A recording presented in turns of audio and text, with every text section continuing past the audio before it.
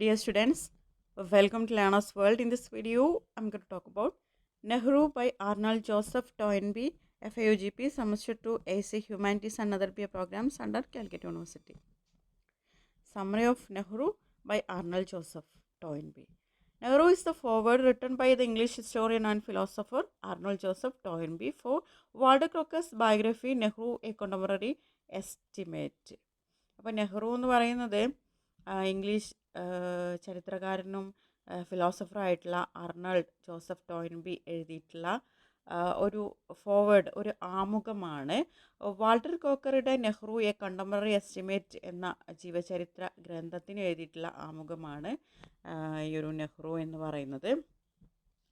In this foreword, Toynbee praises Crocker's balanced portrayal of Jawaharlal Nehru and discusses the challenges of writing the biography of a great public figure. അപ്പോൾ ഈ ആമുഖത്തിൽ ജവഹർലാൽ നെഹ്റുവിനെ കുറിച്ചിട്ട് Croker അവതരിപ്പിച്ച സമതുലിതവും യാഥാർത്ഥ്യബോധമുള്ള വിലയിരുത്തലിനെ ടോയ്ൻബി പ്രശംസിക്കുന്നുണ്ട്. He highlights Nehru's remarkable personality, achievements, strength and weakness, and influence on India and the world. Toynbee also shares his personal admiration for Nehru and explains why Crocker's first-hand observations may make the biography valuable and trustworthy. അപ്പോൾ ഒരു മഹാനായിട്ടുള്ള പൊതു നേതാവിൻ്റെ ജീവചരിത്രം എഴുതുന്നതിലുള്ള വെല്ലുവിളികളെക്കുറിച്ചും അദ്ദേഹം ടോയ്ൻബി ചർച്ച ചെയ്യുന്നുണ്ട്. അതോടൊപ്പം തന്നെ ജവഹർലാൽ നെഹ്റുവിൻ്റെ ശ്രദ്ധേയമായിട്ടുള്ള വ്യക്തിത്വം, അദ്ദേഹത്തിൻ്റെ അച്ചീവ്മെൻറ്റ്സ്, അദ്ദേഹത്തിൻ്റെ സ്ട്രെങ്ത് ആൻഡ് വീക്ക്നെസ്, അതുപോലെ ഇന്ത്യയിലും ലോകത്തുമുള്ള അദ്ദേഹത്തിൻ്റെ സ്വാധീനം എന്നിവയൊക്കെ ഇതിലെടുത്ത് കാണിക്കുന്നുണ്ട്. അതോടൊപ്പം തന്നെ നെഹ്റുവിനോടുള്ള തൻ്റെ വ്യക്തിപരമായ ആദരവും സ്നേഹവും ഒക്കെ ടോയ്ൻബി ഇതിലൂടെ ഷെയർ ചെയ്യുന്നുണ്ട്. ക്രോക്കറിൻ്റെ നേരിട്ടുള്ള നിരീക്ഷണങ്ങളും അനുഭവങ്ങളും ഈ ഒരു ജീവചരിത്രത്തെ കൂടുതൽ ട്രസ്റ്റ്വർത്തി ആക്കുന്നുണ്ട്. അതായത് മൂല്യവത്തതും അതുപോലെ വിശ്വസനീയമായിട്ടുള്ളതും ഒക്കെ ആക്കിയിട്ടുണ്ടെന്ന് ടോയ്ൻബി ഇതിലൂടെ വിശദീകരിക്കുന്നുണ്ട്. Toynbee begins by noting that many books have been written about Nehru and many more will continue to appear. അപ്പോൾ ടോയ്ൻബി ഇത് തുടങ്ങുമ്പോൾ പറയുന്നത് നെഹ്റുവിനെ കുറിച്ചിട്ട് ഇതിനധികം നിരവധി പുസ്തകങ്ങൾ എഴുതപ്പെട്ടിട്ടുണ്ടെന്നും ഇനിയും അനേകം പുസ്തകങ്ങൾ വരുമെന്നും അദ്ദേഹം പറയുന്നുണ്ട്. However, he believes that Crocker's biography will remain important because it presents a balanced and realistic picture of Nehru. അങ്ങനെയൊക്കെ ആണെങ്കിലും ക്രോക്കറുടെ ജീവചരിത്രം പ്രത്യേക പ്രാധാന്യം അർഹിക്കുന്ന ഒന്നാണെന്ന് അദ്ദേഹം വിശ്വസിക്കുന്നുണ്ട്. കാരണം അത് നെഹ്റുവിൻ്റെ ജീവിതത്തിലെ സമതുലിതവും യാഥാർത്ഥ്യബോധമുള്ള കാര്യങ്ങൾ ആണ് ഇതിൽ അവതരിപ്പിക്കുന്നത്. The book does not merely praise him, it also discusses his failures and limitations. Toynbee reminds readers that even the greatest people are human beings and therefore imperfect.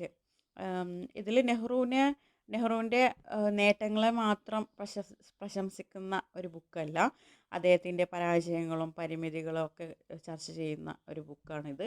ഏറ്റവും മഹാന്മാരായ ആളുകളും മനുഷ്യരാണെന്നും അതിനാൽ അവർ പൂർണ്ണരല്ലെന്നും ടോയ്ൻബി ഇതിലൂടെ ഓർമ്മിപ്പിക്കുന്നുണ്ട്. He explained that biographers often make one of two mistakes. പിന്നീട് അദ്ദേഹം ടോയ്ൻബി പറയുന്നത് ജീവചരിത്രകാരന്മാർ സാധാരണയായിട്ട് രണ്ട് തെറ്റുകളിൽ ഒന്നാണ് ചെയ്യുന്നതെന്ന് അദ്ദേഹം പറയുന്നുണ്ട്. Some idealize their subjects and ignore their faults, while others focus only on weakness and try to destroy their reputation.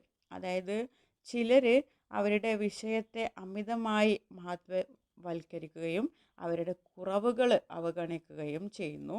മറ്റു ചിലർ അവരുടെ ദൗർബല്യങ്ങളിൽ മാത്രം ശ്രദ്ധ കേന്ദ്രീകരിച്ച് അവരുടെ പ്രശസ്തി തകർക്കാൻ ശ്രമിക്കുന്നുണ്ട്. അതായത് ബയോഗ്രഫേഴ്സ്, ഈ ജീവചരിത്രം എഴുതുന്ന ആളുകൾ ഒരുപക്ഷെ അവരുടെ നേട്ടങ്ങൾ മാത്രം എടുത്ത് പറയുന്നവരുണ്ട്. ചിലരാണെങ്കിൽ അവർക്ക് എന്തെങ്കിലും പോരായ്മ ഉണ്ടോ അത് മാത്രം പറഞ്ഞ് അവരുടെ ഉള്ള മൂല്യം അല്ലെങ്കിൽ ഉള്ള പ്രശസ്തി ഇല്ലാതാക്കുന്നതായിട്ട് കാണാൻ കഴിയുന്നുണ്ട് എന്നാണ് പറയുന്നത്.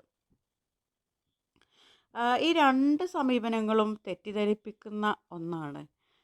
According to Toynbee, Crocker avoids these extremes by presenting Nehru truthfully, recognizing both his greatness and his shortcomings. അപ്പോൾ ഇതിൽ ക്രോക്കർ ഈ രണ്ട് അതിരുകളും ഒഴിവാക്കി നെഹ്റുവിൻ്റെ മഹത്വവും കുറവുകളും, അതായത് നന്മയും തിന്മയും, അതായത് സ്ട്രെങ്ത്തും വീക്ക്നെസ്സും ഒരുപോലെ അവതരിപ്പിച്ചിട്ടുണ്ടെന്ന് ഇതിലൂടെ ടോയിൻബി വിലയിരുത്തുന്നു.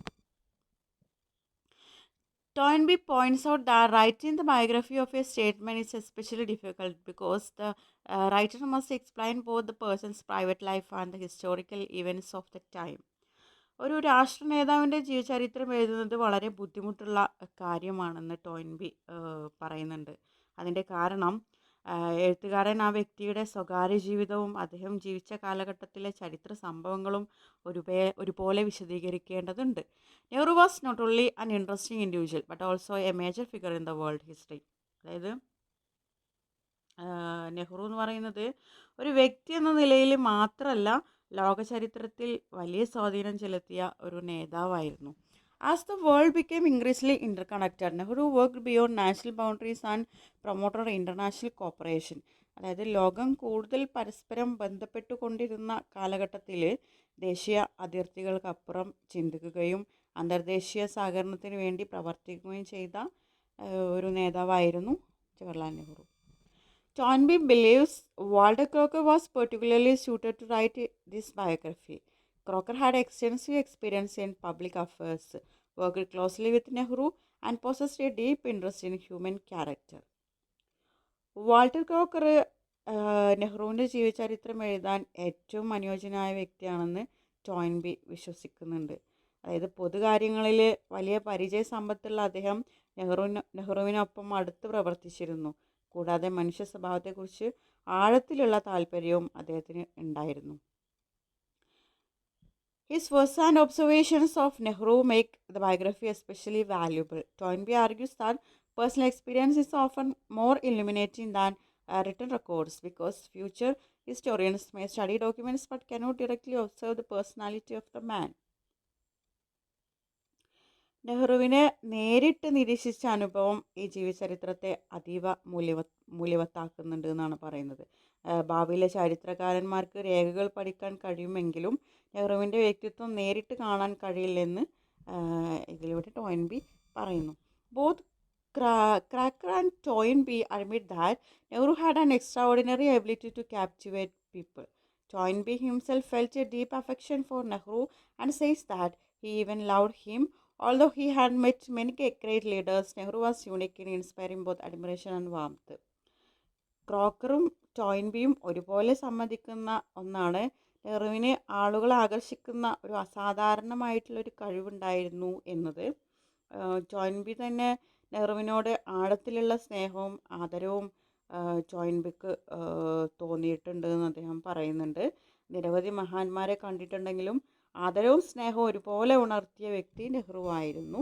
ടോയിൻബി highlights several qualities that made Nehru remarkable. നെഹ്റുവിനെ ശ്രദ്ധേയനാക്കിയ നിരവധി ഗുണങ്ങളെ ടോയിൻബി ഇതിലൂടെ എടുത്തു കാണിക്കുന്നുണ്ട്. He possessed youthful energy even in old age, natural spontaneity, humility, freedom from arrogance and resistance to the corruptive effects of power. These qualities attracted and inspired many people. വാർദ്ധക്യത്തിലും നിലനിന്ന ഒരു യുവത്വം, ഒരു ഊർജ്ജസ്വലത ഒക്കെ അദ്ദേഹത്തിന് ഉണ്ടായിരുന്നു. അതുപോലെ വിനയം, അഹങ്കാരമില്ലായ്മ, അധികാരത്തിൻ്റെ ദുഷ്പ്രഭാവങ്ങളിൽ നിന്ന് മുക്തനായിരിക്കുക തുടങ്ങിയിട്ടുള്ള ഗുണങ്ങൾ അദ്ദേഹത്തെ ജനപ്രിയനാക്കി മാറ്റി. ഈ ഗുണങ്ങൾ പലരെയും ആകർഷിക്കുകയും പ്രചോദിപ്പിക്കുകയൊക്കെ ചെയ്തിട്ടുണ്ടായിരുന്നു. When Toynbee met Nehru for the last time after the China crisis, he noticed that the burden of events had visibly affected him. Seeing Nehru weakened by age and responsibility reminded Toynbee that all human beings, however great, are ultimately subject to time and mortality.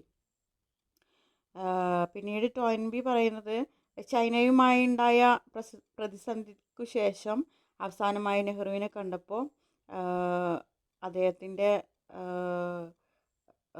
ഈ ഒരു സംഭവവികാസങ്ങളൊക്കെ അദ്ദേഹത്തിനെ വളരെയധികം ബാധിച്ചതായിട്ട് ടോയിൻബിക്ക് തോന്നി. പ്രായവും ഉത്തരവാദിത്തങ്ങളും കാരണം ക്ഷീണിതനായിട്ടുള്ള ഒരു നെഹ്റുവിനെ കണ്ടപ്പോൾ എത്ര മഹാനായാലും എല്ലാ മനുഷ്യരും കാലത്തിനും മരണത്തിനും വിധേയരാണെന്ന സത്യം ടോയിൻബിയെ ഓർമ്മിപ്പിച്ചു. The author also discusses one of Nehru's weaknesses. According to Crocker, Nehru disliked close personal intimacy and often appeared aloof. പിന്നീട് നെഹ്റുവിൻ്റെ ഒരു ദൗർബല്യത്തെക്കുറിച്ചിട്ട് ഒരു ലിമിറ്റേഷനെ കുറിച്ചിട്ട് തോൻബി പരാമർശിക്കുന്നുണ്ട്. ക്രോക്കറുടെ അഭിപ്രായത്തിൽ നെഹ്റുവിന് വളരെ അടുത്ത വ്യക്തിബന്ധങ്ങൾ ഇഷ്ടമില്ലായിരുന്നു. അതായത് ഒരു പേഴ്സണൽ ഇൻറ്റിമസി കീപ്പ് ചെയ്യില്ലായിരുന്നു. അതിനാൽ അദ്ദേഹത്തിൻ്റെ സഹപ്രവർത്തകരൊക്കെ അദ്ദേഹത്തെ സ്നേഹിച്ചതിനാൽ കൂടുതൽ ബഹുമാനിക്കുകയായിരുന്നു ചെയ്തിരുന്നത്. Because of this many colleagues respected him more than they loved him. At the same time Nehru was extremely generous to strangers and ordinary people, often giving them attention and kindness. This sometimes frustrated those who worked closely with him. അപ്പോൾ കൂടുതൽ personal intimacy ഇഷ്ടമില്ലാത്ത ആളായിരുന്നു ജവഹർലാൽ നെഹ്റു. സാധാരണ ജനങ്ങളോടും അപരിചിതരോടും അദ്ദേഹം വളരെ ഉദാരനായിരുന്നു. അവർക്കായി സമയം ചെലവഴിക്കുകയും സഹായിക്കുകയൊക്കെ ചെയ്തിരുന്നു. ഇത് ചിലപ്പോൾ അദ്ദേഹത്തോടൊപ്പം പ്രവർത്തിച്ച ആളുകൾക്ക് ഒരു അസ്വസ്ഥരാക്കാൻ ഇത് കാരണമായിട്ടുണ്ട് എന്നാണ് പറയുന്നത്.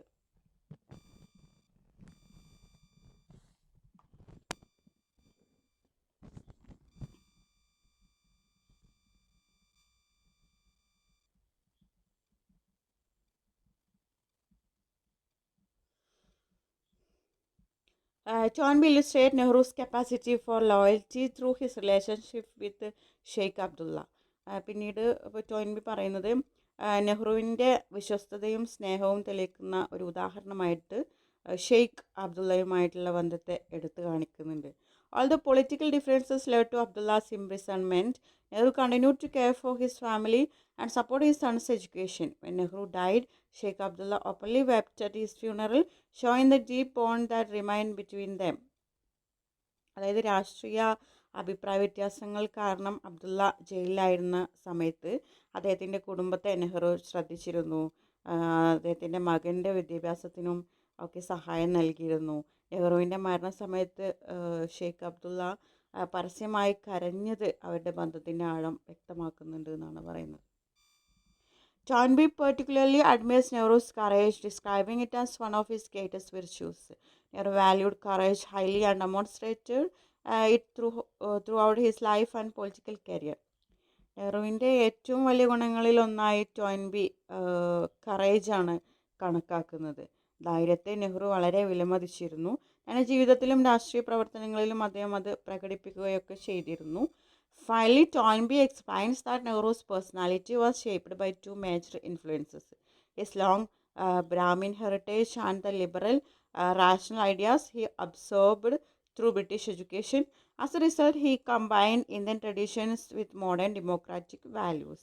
അങ്ങനെ അവസാനമായിട്ട് നെഹ്റുവിൻ്റെ വ്യക്തിത്വത്തെ രൂപപ്പെടുത്തിയിട്ടുള്ള രണ്ട് പ്രധാന സ്വാധീനങ്ങളെ കുറിച്ചിട്ട് ടോയ്ൻബി പറയുന്നുണ്ട്. ഒന്നാമത്തേത് അദ്ദേഹത്തിൻ്റെ ദീർഘമായിട്ടുള്ള ബ്രാഹ്മണ പാരമ്പര്യവും, രണ്ടാമത്തേത് ബ്രിട്ടീഷ് വിദ്യാഭ്യാസത്തിലൂടെ അദ്ദേഹം സ്വായത്തമാക്കിയ ഉദാരവാദപരവും യുക്തിവാദപരവുമായിട്ടുള്ള ആശയങ്ങളാണ്. റാഷണൽ ഐഡിയാസും അതുപോലെ liberal and rational ideas. Okay,